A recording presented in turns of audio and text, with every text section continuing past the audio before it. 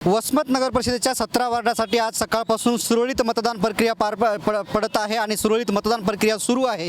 खरं तर पोलिसांच्या वतीनं जे आहे ते वसमतमध्ये मोठा बंदोबस्त लावण्यात आलेला आहे आणि याच वसमतमध्ये जे आहेत ते हिंगोलीचे पोलीस अधीक्षक श्रीकृष्ण कोकाटे सर ही फील्डवरती आहेत प्रत्यक्षात आणि आपल्यासोबत आहेत।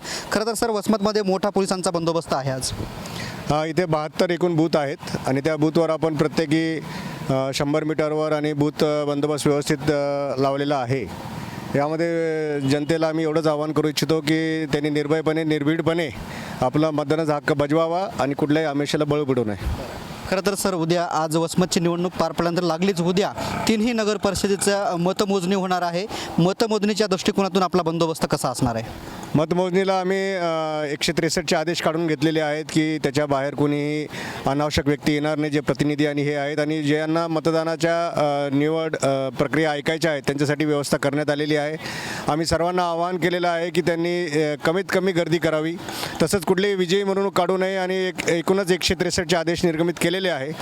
आमचा बंदोबस्त तिन्ही बूथवर आणि काउंटिंग सेंटरवर स्ट्रॉंग पण लावलेला आहे, पेट्रोलिंग लावलेली आहे, फिक्स पॉईंट लावलेले आहे आणि वैयक्तिक सुरक्षा देखील लोकांना देण्यात आलेली आहे। सर खरं तर आज वसमतमध्ये आणि हिंगोलीच्या 2 वार्डामध्ये मतदान प्रक्रिया पार पडले।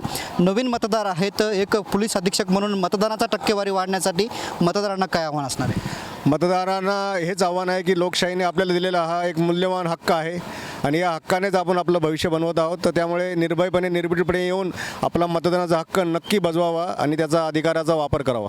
निश्चितच हे होते हिंगोलीचे पोलीस अधीक्षक श्रीकृष्ण कोकाटे सर। खरं तर उद्या जे आहेत ते कुणीही मिरवणूक काढू नये असंही आव्हान, विजयानंतर कुणीही मिरवणूक काढू नये उद्या असंही आव्हान पोलीस अधीक्षक श्रीकृष्ण कोकाटे यांनी केलेलं आहे। कॅमेरामॅन ज्ञानेश्वर वानखेडेसह मी रमेश चेंडके, TV9 मराठी, वसमत हिंगोली।